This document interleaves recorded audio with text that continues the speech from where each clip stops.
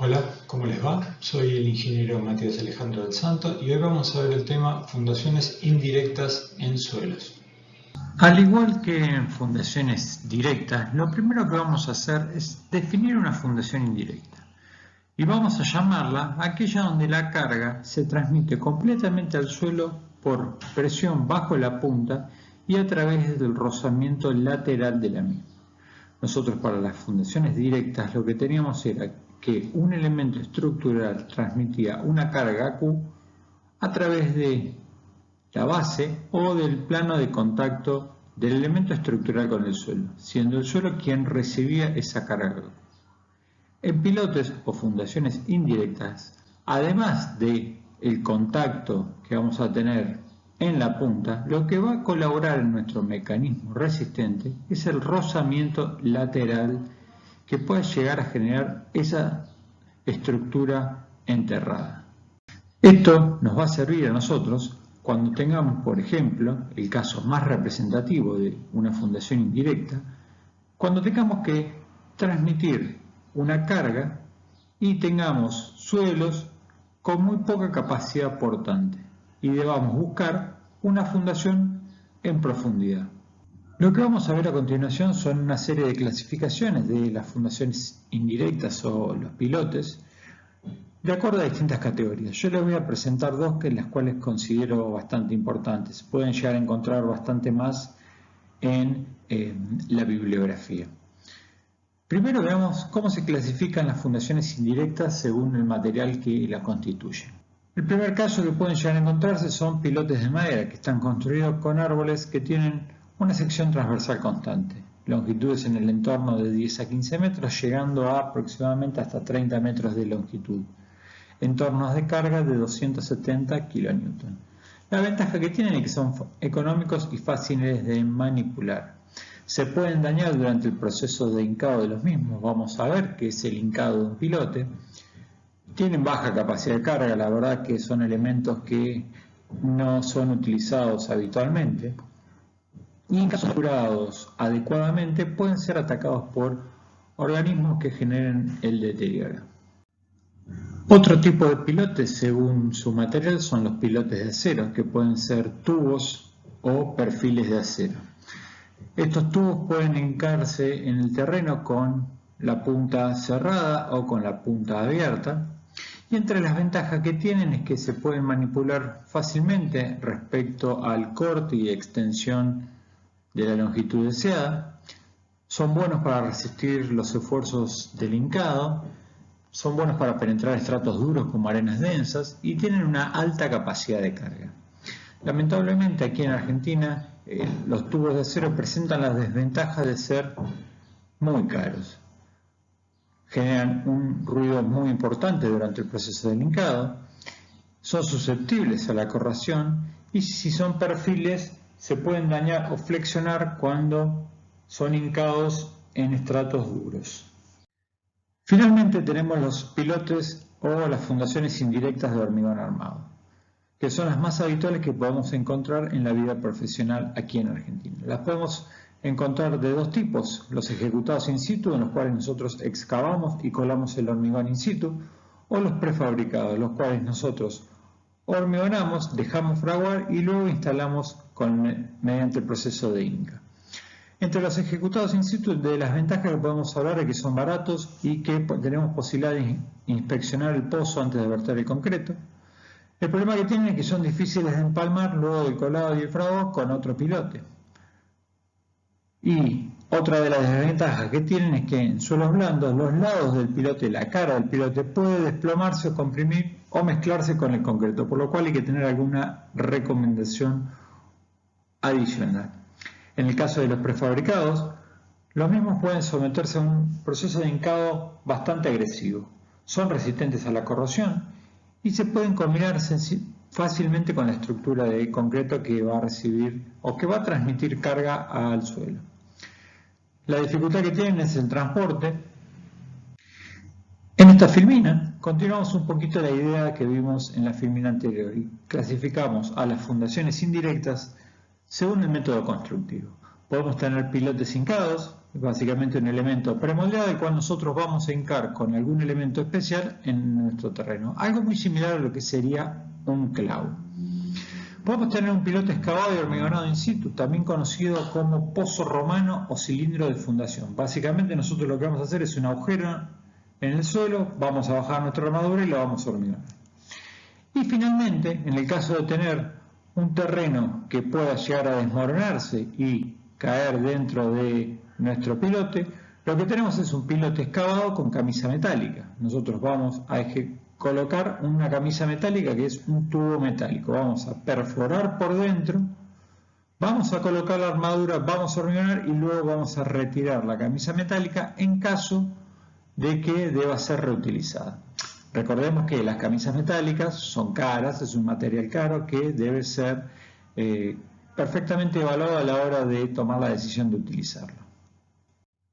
Estos son los pilotes hincados. Básicamente lo que vamos a hacer es, una vez construido, lo vamos a colocar en el sitio donde va a estar instalado y a través de un martillo neumático lo que vamos a hacer es hincarlo a golpes. Esta es la estiba de los pilotes. Presten atención a que tienen estos elementos que sirven para vincular un pilote con otro. Por ejemplo, si nosotros tuviéramos que instalar pilotes de 30 metros de longitud, haríamos dos pilotes de 15 y lo vinculamos con un elemento de este estilo. Además, lo que tienen que prestar atención son estos ganchos. Estos ganchos son para transportar el pilote de un lugar a otro. Es una condición de diseño el transporte de los pilotes y los esfuerzos que recibe durante el manipuleo. En este pequeño video les muestro cómo es el proceso de un pilote hincado. Aquí tenemos el pilote, está verticalmente colocado con una grúa y tenemos aquí el martillo neumático. Presten atención a la expulsión de gases que se produce durante el proceso de hincado. Ahora vamos a ver cada una de las etapas del hincado. Otra cosa es presten atención a cómo va bajando el pilote. O sea, la violencia que recibe el pilote en la cabeza para poder ser hincado.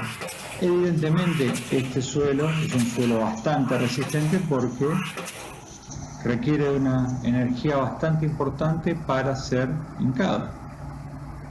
Veamos a continuación cómo es el principio de funcionamiento del martillo que vimos hincar el pilote.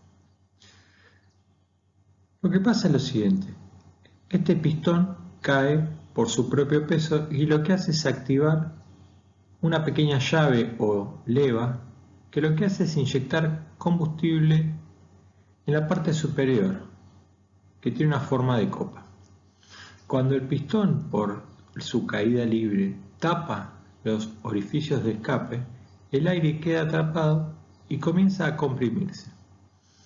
Este rápido aumento de presión empuja la pieza de golpe y el cabezal que está inmediatamente debajo contra la cabeza del pilote antes del golpe. ¿Ven? Aquí baja la cabeza antes del golpe del pilote. Luego lo que pasa es que esta pieza golpea el pilote y comienza a hincar el mismo. Al mismo tiempo lo que hace es atomizar el combustible que estaba en la cámara entre estas dos secciones y lo que hace es que el aire provoque la ignición de las partículas del combustible atomizado y la consiguiente expansión de los gases, actuando en dos sentidos. Empuja el pilote que ya estaba en movimiento y al mismo tiempo lo que hace es elevar y volver el pistón a la posición donde vimos en la filmina anterior. ¿Ven? Se atomizan los gases o el combustible, se levanta el pistón, deja libre los orificios para que escapen los gases de la combustión y se equilibra todo el sistema. El pistón sigue elevándose, sigue entrando aire fresco, barriendo totalmente y refrigerando todo el martillo, y lo que hace es también accionar la leva o llevarla hasta la posición original, permitiendo una nueva entrada de dosis cuando esto empiece a caer nuevamente. Ese es principalmente el funcionamiento de cómo trabaja un martillo diésel. Otra metodología que habíamos visto son los pilotes preperforados y hormigonados in situ. Esto por ahí es lo más habitual, una máquina que tiene una herramienta que va a ir perforando de manera cilíndrica el terreno hasta llegar a la profundidad que nosotros estamos buscando. Posteriormente, lo que se hace es se desciende la armadura, se coloca una especie de balde donde se produce el hormigonado, se vibra el hormigón y se lo deja fraguar a la espera de la superestructura. Es muy importante que no se nos generen desprendimientos durante el descenso de la armadura ni durante el hormigonado que puedan llegar a generar que nos queden dentro de la masa de nuestro cilindro o de nuestro pilote bloques de tierra que no forman parte de la estructura que nosotros proyectamos. Otra metodología para construir pilotes preperforados y hormigonados in situ, bastante habitual en la práctica profesional, son los pozos romanos. Básicamente es muy similar a lo que vimos anteriormente, la única diferencia es que la excavación se realiza a mano, o sea, un operario lo que hace es ir excavando por secciones nuestro pilote, retirando con un balde y un malacate el suelo que vamos extrayendo, posteriormente se desciende la armadura y el mismo pilote se hormigona. Evidentemente este proceso trae alguna especie de riesgo para el operario que tenga que ir excavando nuestro pilote, con lo cual nosotros debemos tener recaudos a la hora de estabilizar las paredes de nuestra excavación para brindarle seguridad al operario. Continuando con lo que vimos en la filmina anterior, en el caso que nosotros ejecutemos fundaciones indirectas en suelos granulares sueltos o en suelos finos muy blandos, lo que debemos considerar es que una vez que nosotros terminemos la excavación de nuestro pilote y utilicemos o no bentonita para estabilizar las paredes de la misma, esta puede cerrarse parcial o completamente. Esto es básicamente que se nos desmorone la pared de nuestra excavación y produzca el cierre de la misma. Para evitar esto, es recomendable que a la perforación que hagamos para materializar el cilindro, le coloquemos una camisa metálica como la que tenemos en esta figura que está aquí. Esta camisa podrá retirar a medida que se proceda el colado del hormigón. En esta foto que tenemos aquí, vemos cómo está el mixer colando el hormigón y una vez que se termina el colado del hormigón, lo que se hace es, con esta grúa y este equipo especial, levantar la camisa metálica, fíjense que acá tiene unas pequeñas perforaciones, para luego volver a utilizarla. Imagínense, por lo que vimos en clases anteriores y en filminas anteriores, que todo lo que sea metálico, aquí en la República Argentina, tiene un costo elevado. Entonces nos conviene reutilizar estas camisas para evitar un costo adicional en nuestra obra. Los elementos que se colocan para hincar estas camisas tienen en general 4 mordazas que permiten fijar el vibrador a la camisa. Además tienen dentro de su cuerpo motores excéntricos o masas que generan movimientos vibratorios con una frecuencia elevada. Esto hace que, además de la vibración, el peso del vibrador penetre en el suelo fino. Estos son los equipos, fíjense aquí están algunos para hincar tablestacas que son muy similares, tienen una gran conexión con martillos hidráulicos para poder accionarlos y aquí vemos una camisa metálica y un vibrador adosado con sus mordazas antes del proceso de ser vibro hincado.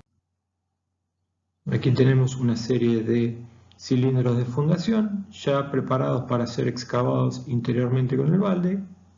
Posteriormente se desciende la armadura y finalmente se los hormigona. Otra cosa que vimos en la filmina de los pozos romanos es algo referente a la punta que se puede ensanchar. Esta es la metodología que les presento, es de un piloto hormigonado in situ con un escarificador en la punta. La secuencia constructiva es similar, o sea, se va a ejecutar el pilote, se va a descender la armadura y se va a hormigonar, retirando o no la camisa metálica, ¿no? Evidentemente que la utilización de camisa metálica depende de la estratigrafía que nosotros encontramos. Además de toda esta secuencia que ya la hemos visto, Una vez que nosotros realicemos la excavación, vamos a tener disponible en la punta de la herramienta que ejecuta la perforación un elemento que lo que nos va a hacer es aumentar de alguna manera la sección de la punta con la ganancia de área y, como vamos a ver más adelante, el aumento de la capacidad resistente de nuestro pilote. El elemento que utilizamos para aumentar el diámetro de la punta es un escarificador de punta, como el que vemos en estas dos filminas. Presten atención a que mientras estamos ejecutando nuestra perforación, estas pequeñas alas están cerradas y nosotros perforamos con este diámetro. Una vez que llegamos a la punta del pilote, estas alas se van abriendo gradualmente, generando el bulbo con forma de cono que vimos en la filmina anterior. Otra metodología de construcción en pilotes que se puede encontrar, quizás no aquí en Argentina, pero sí en Europa, es el pilote con bulbo expandido tipo Franchi. Para la construcción de este pilote lo que se hace es hincar un tubo metálico taponado en la punta, que luego a medida que se va hormigonando se va levantando, previa colocación de la armadura. Aquí en esta filmina podemos ver la secuencia de construcción de un pilote tipo Franchi. Se va colocando el tubo metálico taponado en la punta. Una vez que se llega a la profundidad que nosotros estamos buscando con nuestra fundación, se levanta el pisón o el elemento que utilicemos para ir taponando la punta, se coloca la armadura y luego se coloca el hormigón. Veamos un pequeño video a continuación. Bueno, aquí tenemos la secuencia constructiva del pilote Franchi. ¿Ven? El pilote está taponado en la punta, se va descendiendo a golpes hasta que alcanza un estrato resistente.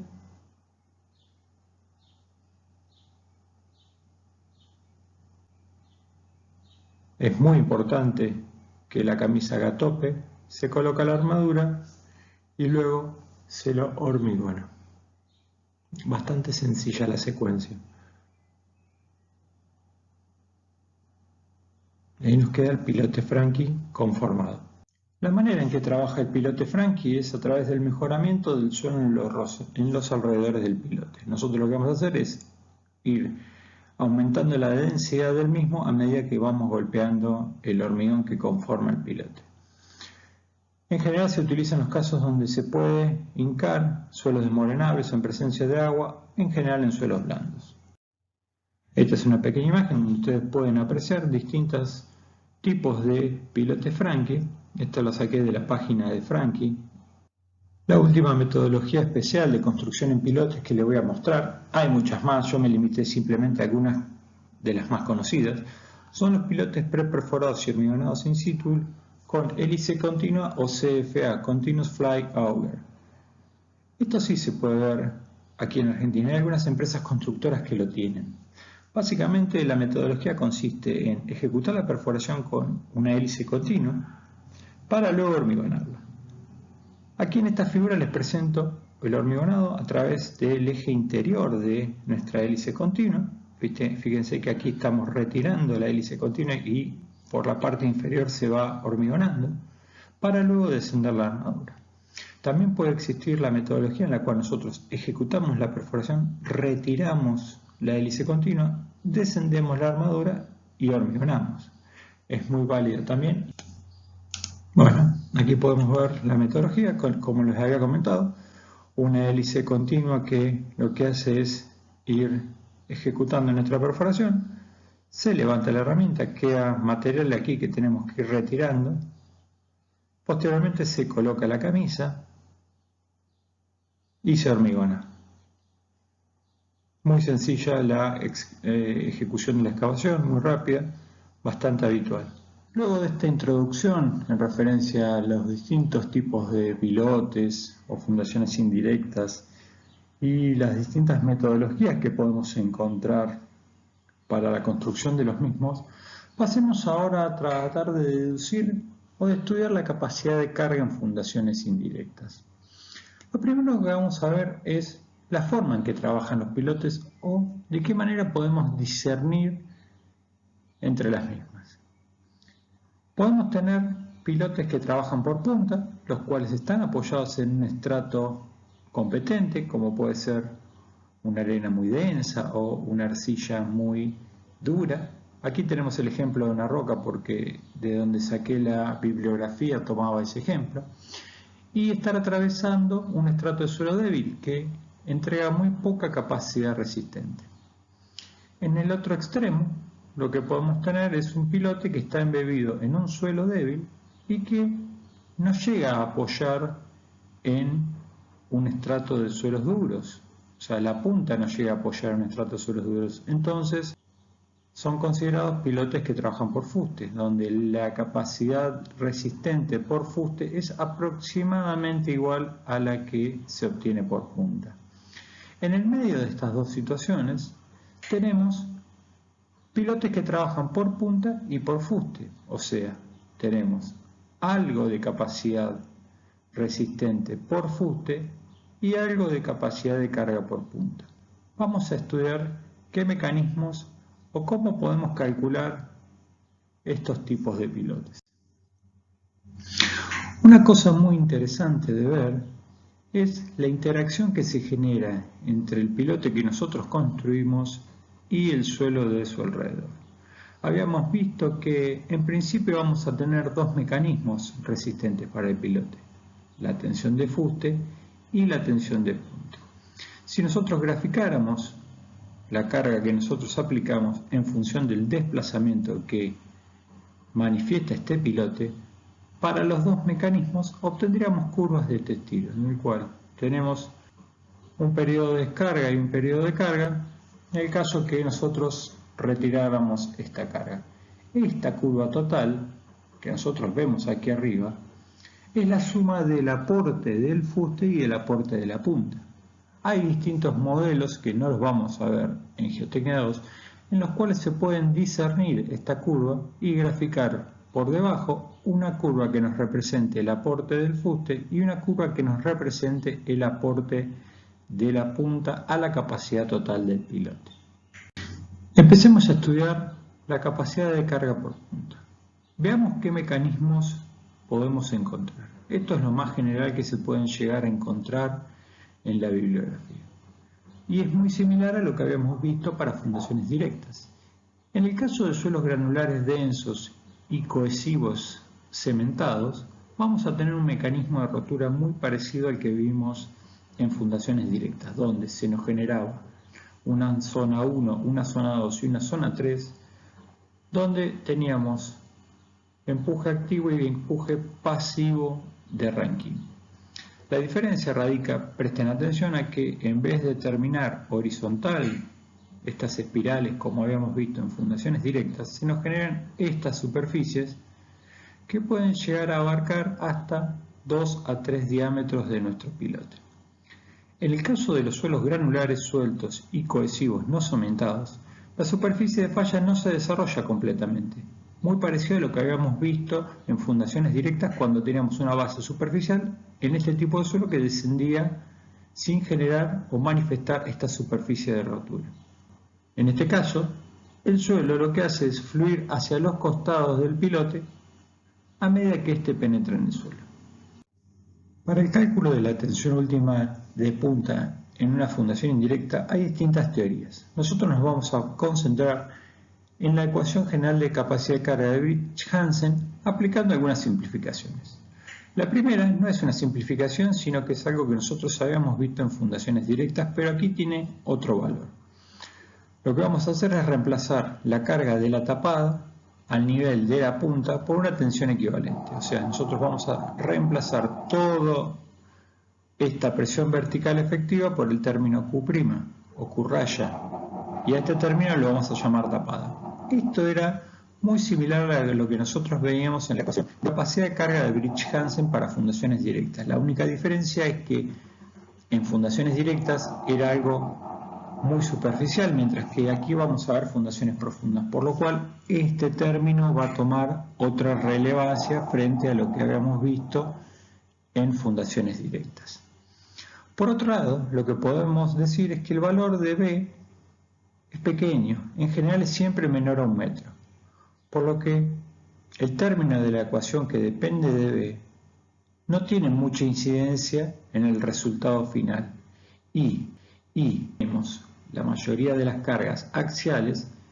Lo que podemos hacer es, además de eliminar este término, eliminar los factores de inclinación de nuestra ecuación general de capacidad de carga, con lo cual queda de manera muy simplificada. ¿Ven? Ya eliminamos el primer término porque no tiene incidencia, eliminamos los factores de inclinación y nos queda esta ecuación que tenemos aquí. Si representamos los factores SC/DC y SQ/dQ en función del ángulo de fricción interna, pero tomando como hipótesis que el pilote tiene lados iguales, por lo cual los factores de forma tienen la relación P sobre L igual 1 y que para los factores de profundidad podemos asumir un D sobre B igual a 1, vemos que para ángulos de fricciones mayor a 20 ambas curvas se hacen coincidentes, por lo cual podríamos agrupar estos dos términos en un término único. Con lo cual nosotros llegamos a nuestra ecuación para determinar la capacidad de punta a rotura de nuestro pilote, que es la que les presento a continuación. En el caso de estar trabajando con ángulos de fricción en la punta menor a 20, podemos utilizar con un error mínimo el término SC/DC.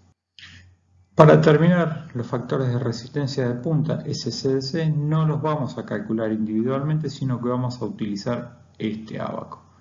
Este ábaco está en función de D sobre B, después vamos a utilizarlo bien y vamos a estudiar bien cuál es el D y el B que tenemos que utilizar, pero es muy parecido a lo que usábamos con los factores de profundidad en fundaciones directas, en el cual nosotros determinábamos una profundidad D en la cual nuestra estructura penetra en un estrato de características mejores o iguales que la punta. Después tenemos las familias de curvas asociadas a los ángulos de fricción del suelo donde apoya la punta, y acá hay una particularidad que yo les había contado en fundaciones directas, donde nosotros agrupábamos la primera curva para valores de ángulo de fricción entre 0 y 20. Presten atención aquí que la de 0, la de 10 grados, la de 15 están prácticamente coincidentes. Con esto yo les cuento o les muestro la hipótesis que habíamos asumido. Nosotros acá podríamos decir, bueno, entre 0 y 15 grados podemos utilizar la misma curva. ¿Ven? Está muy cerca dan los resultados. Prácticamente no tiene influencia utilizar entre 0 y 15 grados la misma curva. Veamos ahora cómo podemos estimar la capacidad de carga por fuste en nuestra fundación indirecta. Lo que vamos a hacer es utilizar el mecanismo de rotura que propuso Meyerhof. Lo que vamos a hacer es analizar un elemento diferencial del suelo ubicado a una profundidad z en las proximidades del pilote. Entonces lo que tendremos es el siguiente esquema tensional. Vamos a tener una tensión de corte resistente en la interfaz o en la cara que está en contacto con el pilote. Vamos a tener una tensión vertical efectiva en la cara superior de nuestro elemento diferencial y vamos a tener una tensión horizontal en la cara opuesta a la que está en contacto con nuestro pilote. Habíamos visto que la relación entre las tensiones verticales y las tensiones horizontales para el estado en reposo estaba dada por el coeficiente K sub 0. Habíamos visto distintas ecuaciones para estimar el valor de K sub 0 en función del tipo de material que tenemos en la cercanía de nuestro pilote. Aquí les dejo la de Haki, que es una habitual, pero podemos utilizar otras para determinar el K sub 0.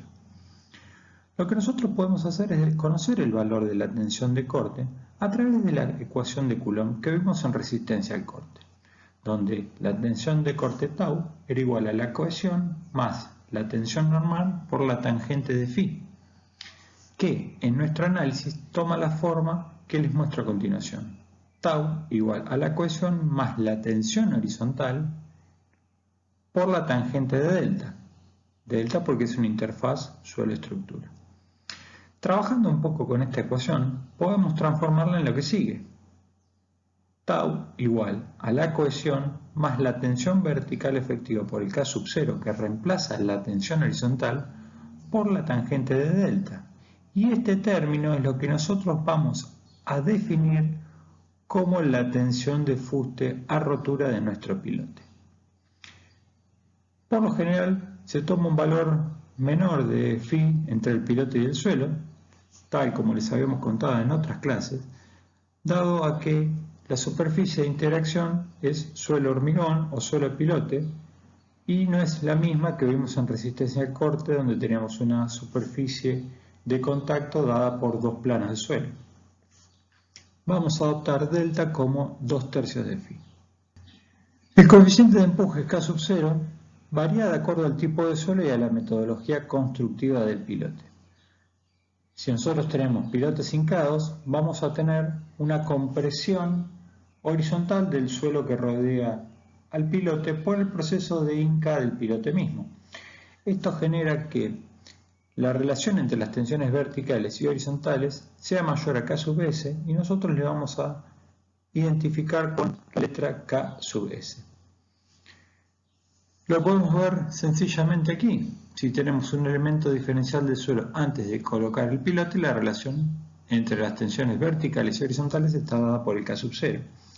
El mismo elemento diferencial luego del proceso de la hinca sufre una gran compresión lateral por el proceso mismo de hincado del pilote, por lo cual la tensión horizontal aumenta y aumenta la relación entre la tensión vertical y la tensión horizontal, con lo cual vamos a tener para este caso un coeficiente K sub S.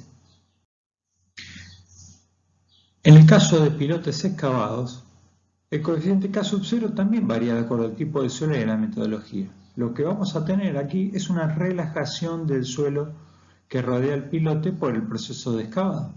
Esto nos va a generar que el coeficiente de relación entre las tensiones verticales y horizontales, K sub S, sea menor a K sub 0, de manera totalmente opuesta a lo que habíamos visto en la filmina anterior. Tenemos una situación inicial donde nuestro elemento diferencial se encuentra en una situación de reposo, la relación entre la tensión vertical y la horizontal es el K sub 0. Nosotros ejecutamos la excavación de nuestro pilote, se nos elimina la tensión horizontal, se produce la relajación de este elemento diferencial y la relación entre estas dos cambia. El K sub S en este caso es menor a 0. En caso de tener suelos granulares, el coeficiente K sub S que nos relaciona va a depender de la metodología de instalación, también lo hemos visto. Para pilotes perforados y hormigonados in situ vamos a tomar como caso límite que el K sub S es igual al K sub 0 y lo vamos a definir con la ecuación de Hapke 1 menos seno de phi. Para pilotes hincados vamos a tomar un valor de K sub S entre 1 y 3, donde K sub S va a ser 1 para arenas de baja densidad relativa, o sea, el caso más desfavorable, y K sub S va a ser 3 para arenas de alta densidad relativa. En el caso que tengamos una situación intermedia, lo que podemos hacer es definir el K sub S con esta ecuación que tenemos aquí, que está en función de la densidad relativa de nuestra arena o nuestro suelo granular. En el caso de suelos cohesivos vamos a tener dos casos. El primero, vamos a estudiar arcillas blandas a medianamente compactas, donde la cohesión no drenada es menor a 0,5 kilos por centímetro cuadrado. Esto no es rígido, sino que simplemente apunta a tener valores bajos de cohesión no drenada. Esto se da en general cuando tenemos suelos arcillosos saturados, con valores del ensayo normal de penetración bajos, lo que nos permite encuadrarlos en suelos blandos y medianamente compactos. El proceso de hinca de un pilote en estos suelos genera una disminución de la resistencia al corte de estos suelos, en un espesor aproximado de 1,5 el lado del pilote. ¿Ven? Esta es la faja de suelo amasado por la hinca del pilote. Posteriormente, por fenómenos tixotrópicos como la recomposición de la estructura y el aumento de la resistencia al corte en el tiempo, podemos en menos de un mes tener la misma resistencia disponible en el caso de un pilote de hormigón rugoso. Por lo tanto, en el caso de estos pilotes, vamos a tomar que la resistencia del fuste última del pilote va a ser igual a la cohesión no drenada, despreciando el término friccional que nos entregaba los desarrollos propuestos por Meyer. En el caso de estar estudiando suelos cohesivos como arcillas compactas con cohesiones no drenadas superiores al medio kilo por centímetro cuadrado, Quericel estudió en Francia este caso en pilotes hincados y concluyó que la tensión de fuste que se dispone es una fracción cada vez menor de la cohesión no drenada, como se ve en este gráfico. Por ejemplo, en el eje de las Y tenemos la tensión de fuste dividido la cohesión no drenada y en el eje de las X tenemos la cohesión no drenada. Entonces se vio y se estudió cómo es la disminución de esto ante el aumento de la cohesión no drenada. Podríamos plantear, por ejemplo, para una cohesión no drenada de 2 kilos por centímetro cuadrado, que es por aquí, obtener la relación entre la tensión de fuste saliendo horizontal hacia la izquierda 0,3 y a partir de esto despejar el valor de la tensión de fuste. ¿Ven? Pasamos esto de este lado y nos queda que estamos en el entorno de 0,6 kilos por centímetro cuadrado.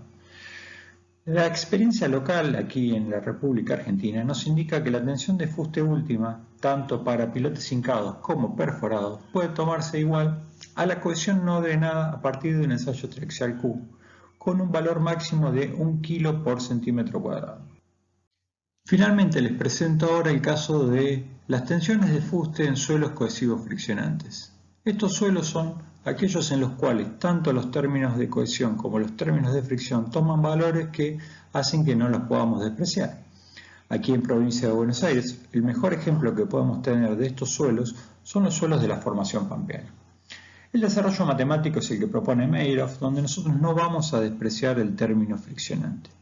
En el caso de los pilotes hincados vamos a tener entornos del K sub S entre K sub 0 y 3, y en el caso de los pilotes excavados vamos a adoptar el K sub S igual al K sub 0. Lo que nos resta a continuación es definir o por lo menos tener un entorno de cuándo un suelo es cohesivo friccionante y podemos utilizar la ecuación completa de Meyerhoff.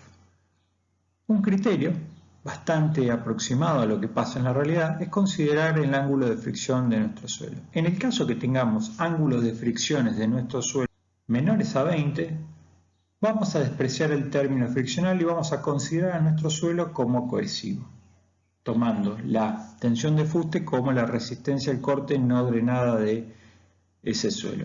En el caso que el ángulo de fricción de nuestro suelo sea mayor a 20, lo que vamos a hacer es tomar la ecuación completa de Meyerhoff. Tal como hicimos en la clase de fundaciones directas, luego de ver el mecanismo que vamos a utilizar para calcular la carga admisible de un pilote aislado, veamos ahora el tema de los factores de seguridad. Tanto la tensión de fuste admisible como la tensión de punta admisible la vamos a obtener aplicando un factor de seguridad a la carga de fuste última o a rotura que obtuvimos y a la carga de punta última o a rotura que obtuvimos. Luego vamos a determinar nuestra capacidad de carga admisible de nuestro pilote como el área de la punta por la Q de punta admisible, que es la que obtenemos aquí, y sumándole el perímetro por la sumatoria de las tensiones de fuste admisibles por la longitud de cada tramo que consideremos. El factor de seguridad que nosotros vamos a aplicar a cada uno de estos términos va a estar definido primero por la metodología, sean pilotes hincados o pilotes excavados, y luego por la combinación de carga que nosotros utilicemos. En general, en la práctica vamos a trabajar con peso propio y sobrecarga y nos vamos a quedar con estos dos términos. O sea, para pilotes hincados vamos a asumir un factor de seguridad de 2,5 y para pilotes excavados un factor de seguridad de 3, lo cual implica que podamos tener en algún momento una situación en la cual aparezca el viento, teniendo que cambiar los factores de seguridad, los términos que tenemos aquí, o tengamos la posibilidad de hacer un ensayo de carga, con lo cual nosotros verificamos in situ la capacidad de carga admisible de nuestro pilote y vean que el factor de seguridad se reduce notablemente. De ahí la importancia de hacer ensayos de carga durante nuestras obras. Veamos ahora un pequeño ejemplo de cómo se calcula la capacidad de carga admisible total de un pilotín aislado, que es una fundación indirecta de pequeñas dimensiones. Veamos lo que dice nuestro enunciado. Nos pide que calculemos la capacidad de carga admisible del pilotín que se muestra en el perfil de suelo que sigue, si el mismo está apoyado a menos 3 metros de profundidad y tiene un diámetro de 0,30 metros. El ejercicio es bastante similar a lo que habíamos visto en fundaciones directas. Tenemos nuestro perfil estratigráfico conformado por suelos de distinta categoría, los resultados del ensayo normal de penetración. Esto nos canta que a menos 250 aproximadamente tenemos un cambio en nuestra estratigrafía. Lo podíamos ver en los resultados del ensayo normal de penetración. El estrato superior tiene estos parámetros de corte y el estrato inferior vemos que aumentan los números de golpe del ensayo normal de penetración y tienen estos parámetros de corte. Veamos la fórmula para determinar la capacidad de carga de punta admisible del pilotín. Tenemos la capacidad de punta rotura dividido en un factor de seguridad y la capacidad de punta rotura viene dada por esta ecuación. Tenemos como datos el gamma del suelo donde apoya la punta del pilotín, la cohesión no drenada del estrato donde apoya el pilote, la presión de tapada la podemos calcular sencillamente. Tenemos que prestar atención si teníamos la presencia del nivel freático, en este caso no lo tenemos, así que es de fácil cálculo. Los factores de capacidad de carga los vamos a obtener del gráfico, los factores de resistencia de punta los vamos a obtener del gráfico. Para phi igual 12 entrábamos vertical, salíamos horizontal hacia la izquierda, obteníamos el NC y el NQ. Lo podemos obtener de tabla, también estaban disponibles en la página web de la universidad, así que no tenemos ningún tipo de problema. Para los coeficientes de resistencia de punta, el caso que tenemos es un caso como esta figura, donde un estrato tiene parámetros de corte mucho menores que el otro. Entonces, lo que vamos a hacer es definir nuestro D como la profundidad que penetra el pilote en un estrato de características iguales o mayores que el manto donde apoya la punta. El estrato 2, que es donde apoya la punta, nos marca que nuestra distancia D es la distancia que entra en ese estrato 2. Entonces tenemos el ángulo de fricción del estrato 2 que es 12. La relación D sobre B que es 0,5 porque 0,5 es lo que entra en el estrato 2 y el diámetro es 30. Con esto obtenemos el 1,65. Podemos entrar con 1,65, intersectar la curva de 12 que está entre la de 10 y la de 15 que si vemos es una misma línea, salir horizontal hacia la izquierda y definir nuestro SC/DC como 1,55. Reemplazamos los valores en la ecuación de punta a rotura y obtenemos una capacidad de punta a rotura de 109 toneladas por metro cuadrado. Le aplicamos un factor de seguridad TRED ya que nuestro pilotín es perforado y obtenemos nuestra capacidad de punta admisible como 36,36 toneladas metro cuadrado. Analicemos ahora la fórmula que nos da la capacidad de carga de fuste admisible de un pilotín. Lo primero que tenemos que tener en cuenta es que la estratigrafía está formada por suelos cohesivos o arcillosos que no tienen valores importantes del ángulo de fricción, con lo cual vamos a despreciar la evaluación del término friccional en la ecuación de tensión de fuste. Tenemos que la ecuación de fuste admisible para un tramo I era la de rotura dividido en factor de seguridad, donde la ecuación de fuste de rotura seguía los desarrollos de Coulomb y Meyer. Lo que vamos a hacer, dado que nuestra estratigrafía es particular, es eliminar el término friccional. Después tenemos entre 0 y 2,5 un valor de cohesión no drenada que nos da la Q de fuste admisible 1, dividiéndolo por un factor de seguridad, y entre 2,5 y menos 3 metros otro valor de cohesión no drenada a la cual si le aplicamos un factor de seguridad nos da la capacidad de fuste admisible del estrato 2. Para calcular la capacidad de carga total admisible teníamos que sumar la punta con el fuste. Y habíamos visto que a la Q de punta admisible le teníamos que multiplicar el área y a la Q de fuste admisible para cada uno de los tramos lo multiplicamos por la longitud y el perímetro de nuestro pilotín. Reemplazando estas ecuaciones tenemos que el área de la punta es pi por diámetro al cuadrado sobre 4 ya que nuestro pilotín es redondo y el perímetro lo tomábamos como pi por d y le vamos a agregar la longitud del tramo de fuste 1 y la longitud del tramo de fuste 2. reemplazamos los valores. Fíjense que acá tenemos la L1 que es 2,5, que es la profundidad de nuestro primer estrato, y L2 es 0,5, lo que entra en el estrato 2. 0,30 es el diámetro de nuestro pilotín. Y nos da que la capacidad de carga total admisible de nuestro pilotín está en el entorno de 6,26 toneladas. O sea, lo que vamos a ver a continuación son dos problemas típicos que se pueden presentar a la hora de calcular la capacidad de carga admisible de un pilote. El primero es el efecto arco, que se presenta en estratigrafías netamente constituidas por suelos granulares. Uno de los trabajos pioneros en la problemática del efecto arco es el que presentó Terzaghi. A partir de este trabajo, él define el efecto arco como la redistribución de tensiones desde una masa de suelo en plastificación hacia zonas más rígidas que no se plastifican. Terzaghi lo que hizo fue estudiar este fenómeno a través del ensayo Trapdoor, que consiste en reproducir el efecto arco imponiendo una deformación localizada en la base de un cajón, como vemos en esta figura. Este es el ensayo de Trapdoor.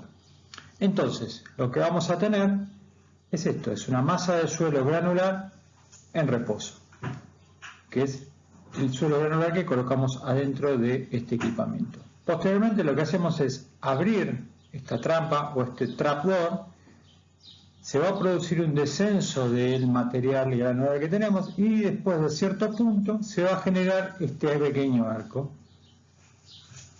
Entonces lo que vamos a tener es, antes del inicio del ensayo, una tensión sigma 1 dada por gamma del material que colocamos aquí adentro por la altura de nuestro ensayo, y posteriormente al ensayo vamos a tener en las zonas aledañas al trapdoor donde el material plastificó una tensión sigma 2 mucho mayor que sigma 1.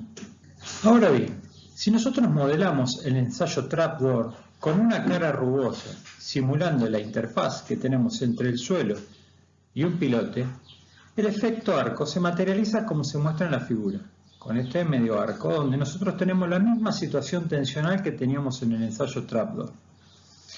Cuando abrimos la compuerta, lo que imponemos es una deformación localizada del material que está en contacto con la base. Se genera una zona donde se redistribuyen las tensiones en los granos de arena desde la zona plastificada o la zona en contacto con el pilote hacia zonas más rígidas. En la realidad nosotros lo que vamos a tener es un pilote o una fundación indirecta embebida en un estrato de arena y el suelo inmediatamente en contacto con el pilote va a sufrir una plastificación y se va a producir el efecto arco por la deformación del suelo.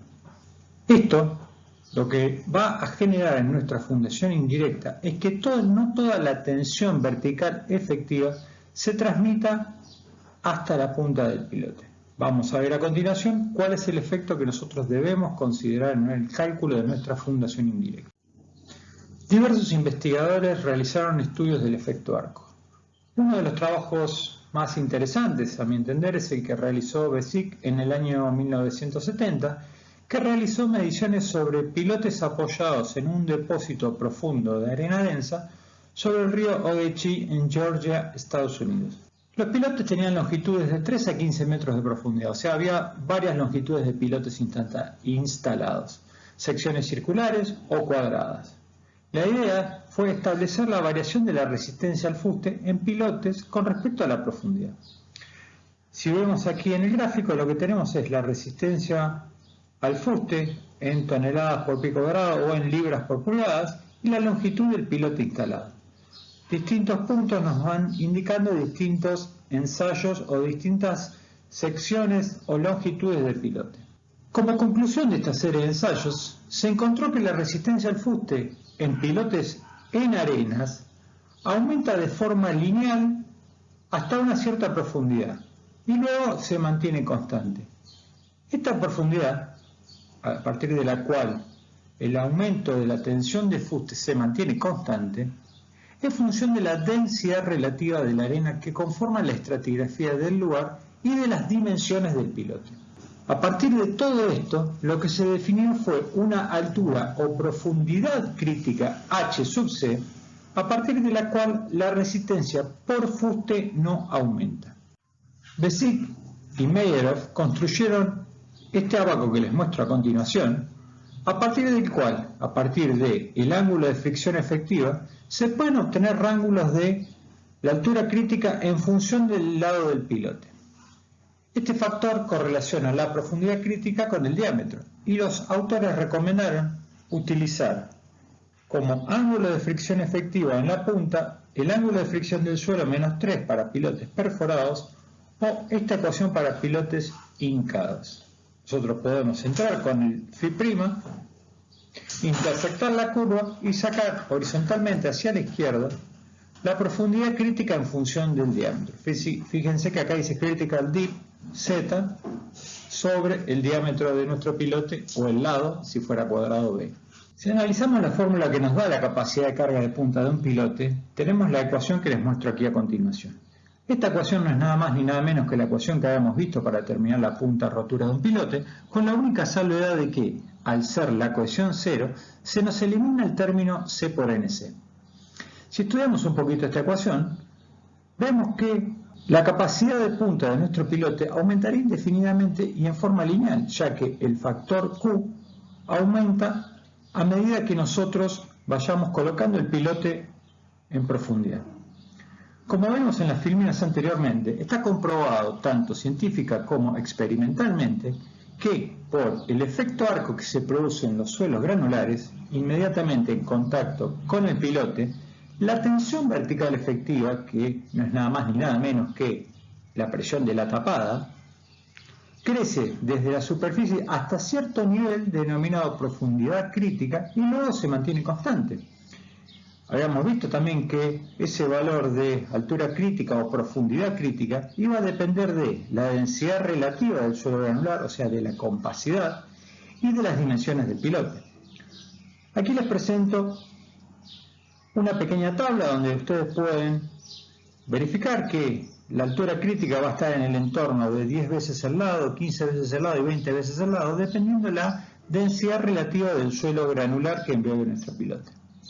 Este gráfico también les muestra lo que les había contado. Si nosotros nos guiáramos teóricamente por esta ecuación, nosotros tendríamos un aumento de la capacidad de punta rotura lineal, ya que este término aumenta lineal. Esto es constante y esto es constante. En cambio, se vio en la filmina anterior que los ensayos mostraban algo parecido a esto. Hasta cierto punto se mantenía lineal y después se mantenía constante. Entonces, si tenemos una estratigrafía conformada por un suelo netamente granular, vamos a tomar para este ejemplo que el ángulo de fricción es constante en toda la estratigrafía, la presión de tapada que tenemos en la punta del pilote va a estar dada por la línea que tenemos en verde. Va a ser lineal hasta una altura crítica H sub C y después va a mantenerse constante. Entonces, si nuestro pilote tiene una longitud L1 dentro del manto granular y esa longitud L1 es menor a la altura crítica, la presión de tapada va a estar dada por gamma prima por L1. ¿Ven? Se mantiene lineal hasta este punto y aquí lo calculamos con gamma prima por L1. Yo puse gamma prima porque es el más general si el suelo estuviera saturado. Si el suelo estuviera húmedo utilizaríamos el gamma directamente.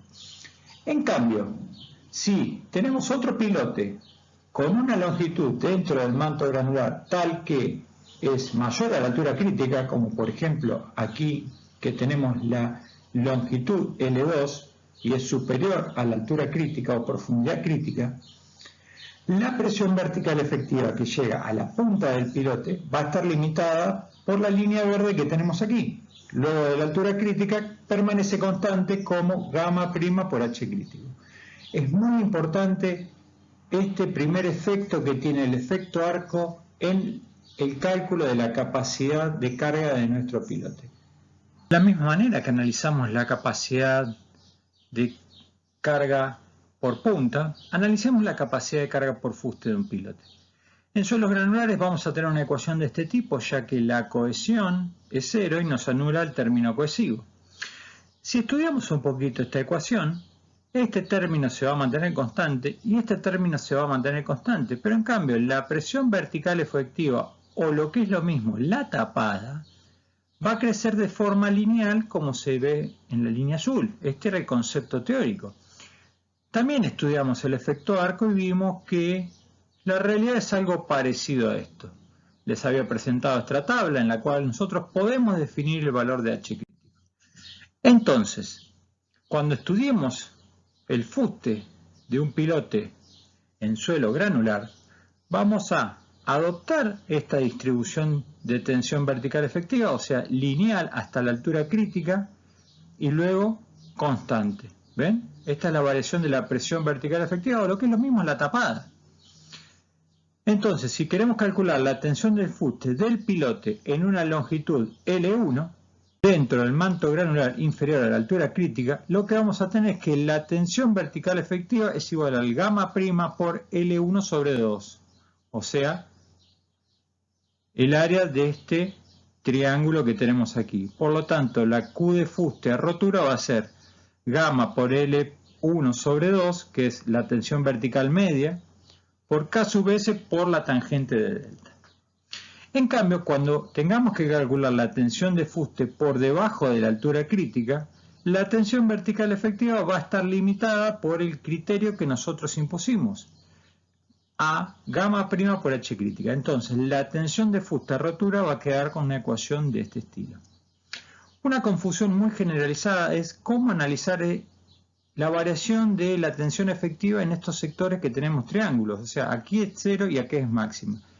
Presten atención a que esto no es nada más ni nada menos que tomar la mitad de esto y uniformizar todo a un rectángulo uniforme. Veamos a continuación el segundo gran problema que se nos puede presentar cuando calculemos la capacidad de carga de un pilote o de una fundación indirecta. Es el fenómeno de fricción negativa, que puede describirse como la acción de una nueva carga a lo largo de una parte del fuste de nuestro pilote, debido a la consolidación del suelo que rodea al pilote. ¿Qué pasa? Vamos a tener una estratigrafía conformada por suelos blandos compresibles saturados y un estrato inferior con mayor capacidad de carga portante. Nosotros vamos a buscar apoyar nuestro cilindro o nuestro pilote en este estrato que tenemos aquí. El problema no es solamente eso. El problema es que nosotros, por alguna cuestión constructiva, tengamos que construir un relleno de suelo seleccionado encima del estrato de suelos blandos compresibles y posteriormente construyamos nuestro pilote. Como vimos, este suelo de relleno compactado va a generar un incremento de carga sobre nuestro suelo blando compresible, produciendo el efecto de consolidación. Este efecto de consolidación va a generar una redistribución de las partículas que conforman el estrato de suelo blando, generando un descenso del mismo, debido al intercambio entre la presión neutra y la presión efectiva que ya vimos en el tema consolidación. A raíz de eso, este estrato de suelo va a descender solidario al pilote y este estrato de suelo blando también va a descender. Lo que va a hacer es, al arrastrarse o descender solidario al pilote, va a generar tensiones de fuste que, en vez de ayudar a resistir la carga que toma ese pilote, lo van a solicitar. Para oponerse a esto vamos a tener un estrato inferior o las tensiones de fuste en el estrato inferior que no se mueve y la tensión de punta. Entonces es un efecto que hay que evaluar. Este es el caso típico. Tenemos un curso de agua compuesto con una estratigrafía como vimos en las filminas anteriores. Tenemos que apoyar la pila de un puente. Este cabezal de puente está apoyado en pilotes que llegan a estratos superiores, pero para acceder a esto tenemos que construir este terraplén. Este terraplén genera incremento de tensiones en el suelo blando compresible, generando el problema de la fricción negativa. Para valorar la fricción negativa tenemos que volver a las clases de Geotecnia 1 cuando vimos resistencia al corte. Lo primero que hemos visto es que una arcilla blanda compresible tenía un ángulo de fricción bajo, aproximadamente al 0, y que la resistencia al corte venía dada solamente por la cohesión no drenada.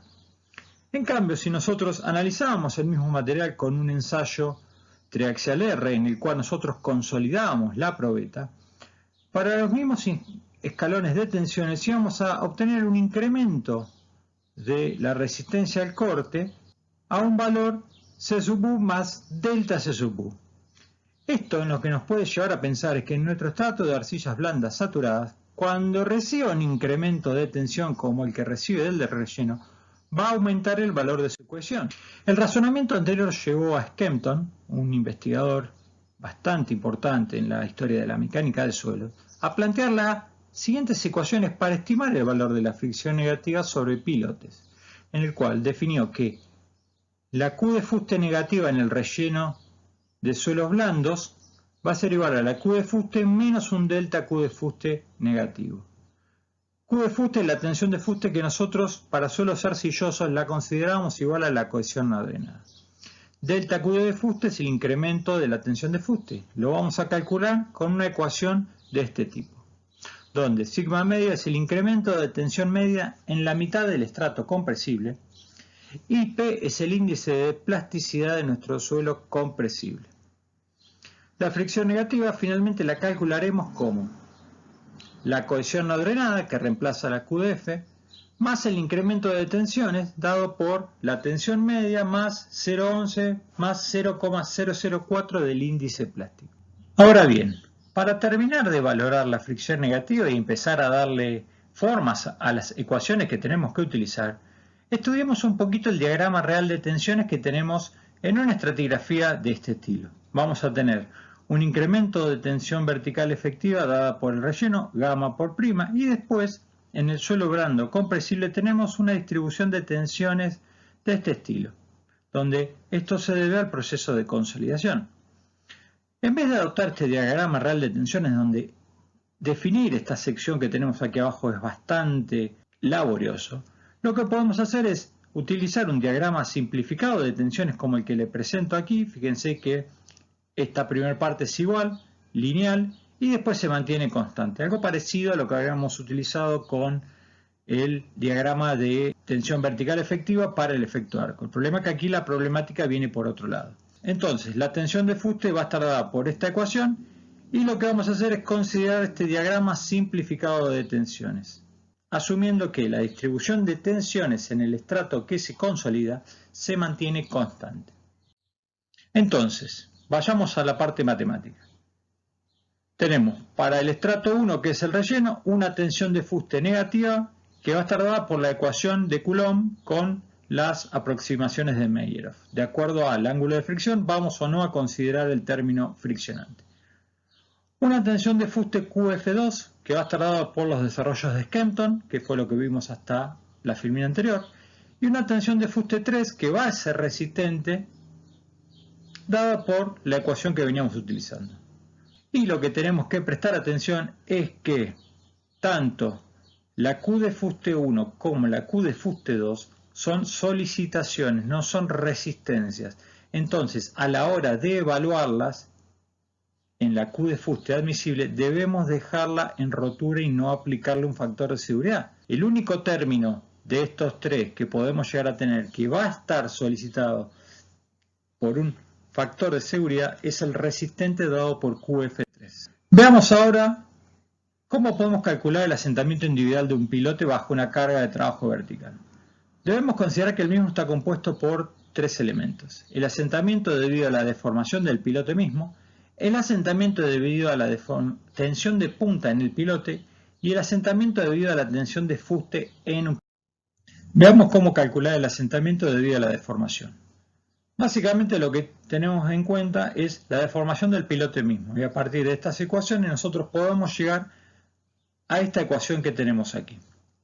Si nosotros consideramos que la carga del pilote está compuesta por una carga de fuste y una carga de punta, la ecuación nos queda de esta manera, donde Q sub P es la carga que toma la punta en condiciones de servicio, QF es la carga de fuste en condiciones de servicio, A sub P es el área del pilote, L es la longitud del pilote, E sub P es el módulo de elasticidad del material del pilote. Y este coeficiente psi es un coeficiente que va a tomar en cuenta la forma del diagrama de tensiones de fuste, siendo 0,5 cuando el fuste es cuadrado y 0,65 cuando el fuste es triangular. Para algún caso intermedio podemos tomar estos valores como extremos. El asentamiento debido a la tensión de punta en el pilote lo podemos calcular a través de la fórmula semiempírica propuesta por Besic en el año 77. Tenemos esta ecuación en la cual Q sub Q es la carga que toma la punta en condición de servicio, Q de punta rotura es la tensión de rotura en la punta del pilote, B es el lado del pilote y C sub P es un coeficiente empírico en función del tipo de suelo y del tipo del pilote. Podemos utilizar estos valores que tenemos aquí en esta tabla a continuación de acuerdo a si el pilote es hincado o si es perforado. Para calcular el tercer término de nuestra ecuación para estimar asentamientos, debemos ver el asentamiento debido a la tensión de fuste. También vamos a utilizar una ecuación semiempírica propuesta por Besic, donde tenemos esta ecuación. Los términos son similares, vean que aquí están explicados cada uno, y el C sub S es un coeficiente en función del coeficiente C sub P, que responde a esta ecuación que tenemos aquí. Veamos ahora el tema grupo de pilotes. ¿Qué pasa? Puede llegar a suceder que tengamos cargas a transferir al terreno natural que superen la carga de trabajo de un pilote de manera individual. Para eso lo que vamos a hacer es conformar grupos de pilotes que se unen en superficie mediante un cabezal que toma la carga de la columna y la transfiere al grupo de pilotes. Entonces nosotros lo que vamos a tener son 3 pilotes, como muestro en esta figura, o 2 o más, que van a trabajar de manera solidaria transfiriendo la carga que nos baja la columna de nuestra superestructura. La construcción de un grupo de pilotes toma incidencia en la cuestión referida al bulbo de presiones. Cuando nosotros teníamos un pilote instalado, iba a generar un bulbo de presiones que habíamos estudiado. En cambio, cuando tenemos un grupo de pilotes que trabajan en conjunto, este bulbo de presiones va a llegar a estratos más profundos y puede afectar estratos compresibles subyacentes. Debemos investigar la estratigrafía por debajo de la punta de un grupo de pilotes mucho más en detalle de lo que haríamos con un pilote de forma individual. El proceso de construcción de grupos de pilotes puede presentar algún problema cuando son pilotes hincados en arena, debido a la separación y la secuencia de hinca de los mismos. Si nosotros hincamos el grupo de pilotes desde afuera hacia adentro, puede darse el caso que para los pilotes que estén en el centro del grupo que vamos a hincar, dada la densificación del material por el efecto de hincado, no podamos llegar a la cota de instalación. Lo más recomendable es hincarlo desde el centro hacia afuera, así podemos lograr cotas de instalación previstas. O, de la misma manera, hacerlo de un costado hacia otro. Veamos ahora un concepto que aparece cuando trabajamos con grupos de pilotes y que se llama eficiencia de un grupo de pilotes. Vamos a definir la eficiencia de un grupo de pilotes eta al cociente entre la carga última de un grupo de pilotes y la sumatoria de las cargas individuales de los pilotes.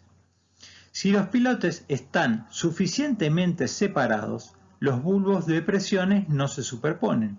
En cambio, si los pilotes están próximos a los bulbos, las presiones que transmitan estos pilotes al terreno pueden superponerse y generar zonas donde se agote la capacidad de carga de nuestro suelo. Entonces nosotros lo que tenemos que hacer es limitar de alguna manera la carga que transfieren los pilotes al terreno natural.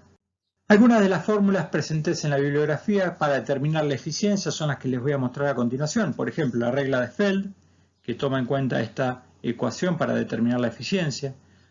La presentada por Sieler y Kenney, la del grupo de acción de Los Ángeles, también en función del diámetro y de la separación M y N del grupo de pilotes, o la que vamos a utilizar nosotros, que es la ecuación de Converse-Labarré. Esta ecuación es esta que les presento aquí y está en función, como les dije, de la separación entre las columnas y entre las filas de nuestro grupo de pilote y de este ángulo θ que sale como el arco tangente del diámetro sobre la separación de nuestro pilote. En este gráfico les muestro algunos ensayos o algunas investigaciones en referencia a la eficiencia de un grupo de pilotes en suelos cohesivos. Aquí abajo en el eje de las X tenemos la separación entre pilotes y acá tenemos el coeficiente de grupo.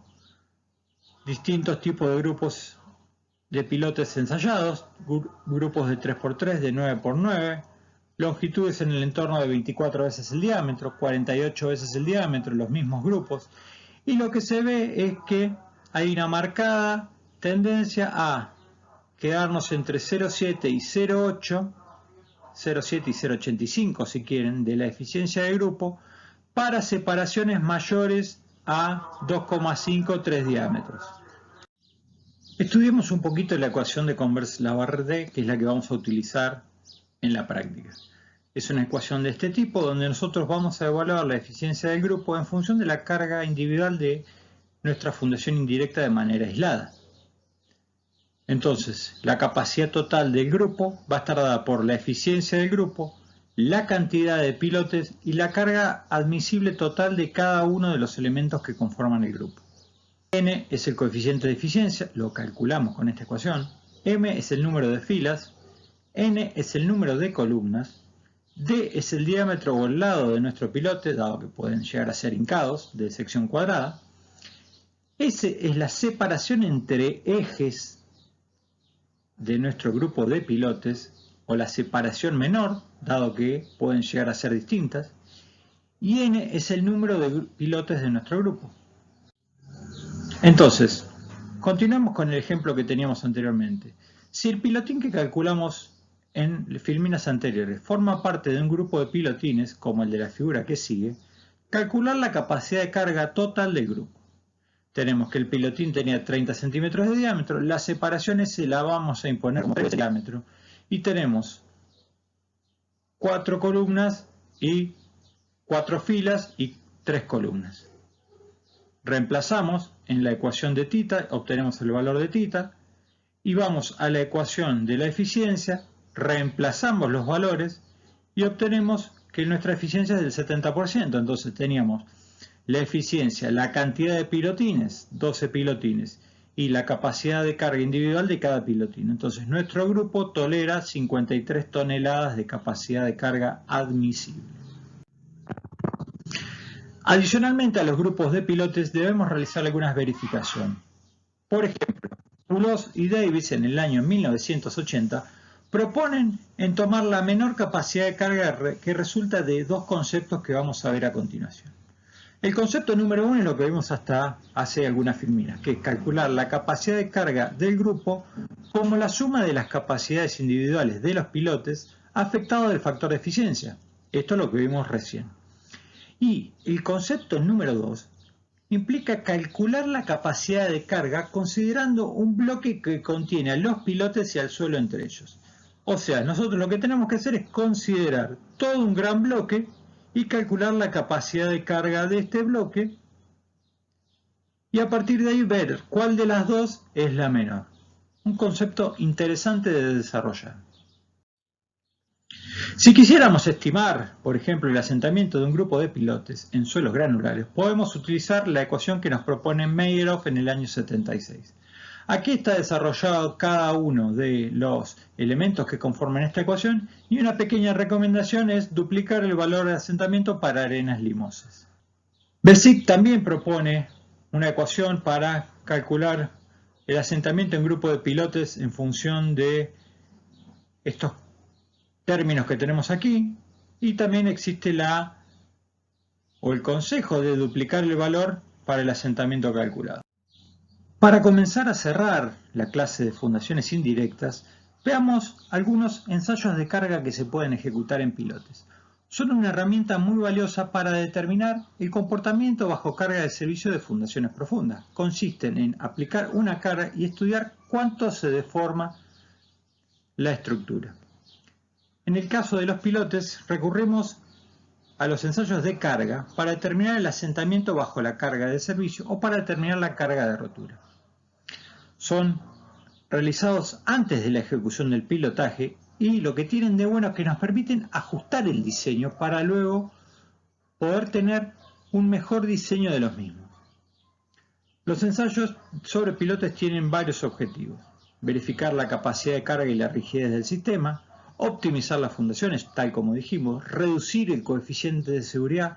Recuerden que nosotros trabajamos con coeficiente de seguridad 3. Si nosotros realizamos un ensayo de carga, podemos prácticamente bajarlo a la mitad.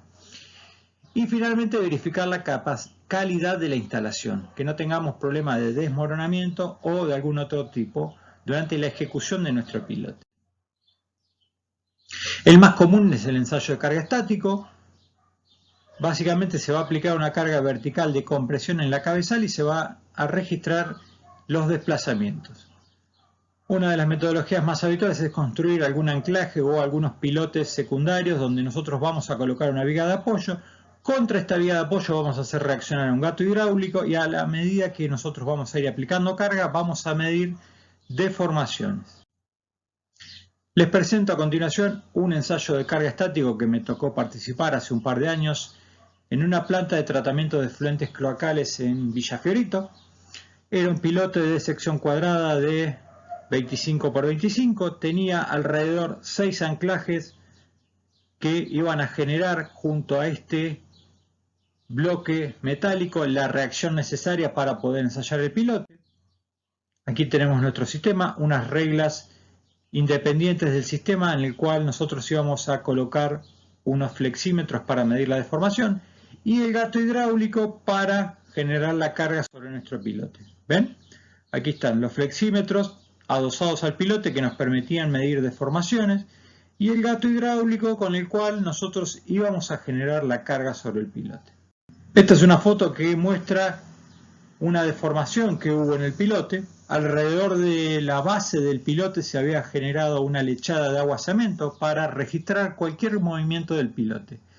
Esa lechada de agua cemento era rígida y luego de empezar a aplicar la carga se partió, generando estas deformaciones. Aquí puse una lapicera para que se pueda apreciar la magnitud y lo que nos estaba indicando que el pilote se estaba moviendo, se estaba deformando cuando estábamos aplicando la carga. Un concepto muy interesante a la hora de ejecutar los ensayos. Existe otra manera de realizar el ensayo de carga, que es el ensayo de carga dinámico, que básicamente consiste en dejar caer una masa de suelo importante sobre la cabeza del pilote. Se instrumenta el pilote y a partir de los registros que se obtienen del pilote se estima la capacidad de carga del mismo. Esto es lo que se registra durante el proceso de carga dinámica y a partir de definir el tiempo del evento podemos definir la fuerza de nuestro pilote. También podemos tener pilotes ensayados de manera lateral.